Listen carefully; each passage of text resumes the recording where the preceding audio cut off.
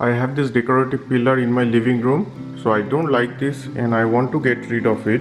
Before removing a pillar, you need to find out whether it's just a decorative one or it's a load-bearing one. If it is a load-bearing pillar, you cannot just like that remove it. So you need to identify whether this is a load-bearing one or a decorative one. So to identify it, you can go to the basement and check whether there is a column underneath in the basement supporting this wall. If there are no column supporting it, that means it's just a decorative one and you can remove it. Now I'm going to measure the distance between this wall to the pillar and this wall to the pillar, because these two walls are continuing to the basement, so it will be easier to identify whether this pillar is a load-bearing pillar or just a decorative pillar. So from this wall to the center of this pillar is about 43 inches.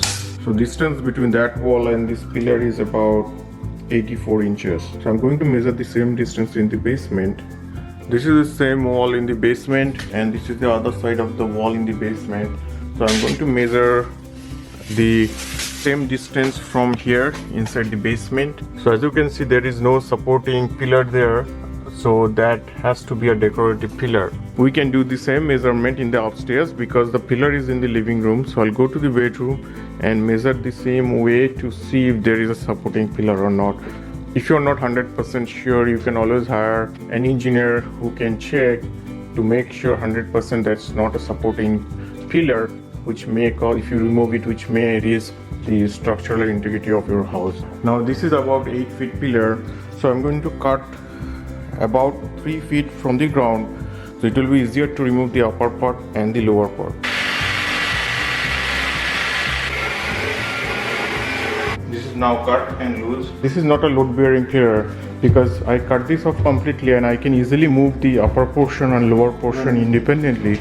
If it is a load-bearing pillar, the top part would be resting on the bottom one, it will be harder to move. For removing it, with a utility knife, cut the clocking around the joints, so it will be easier to remove this column. So I decided to keep the lower part of this pillar as a decorative one, and which is also supporting this railing. This part I got it from the top here and removed it and placed it here and added clocking here to join, and then I'm going to paint it.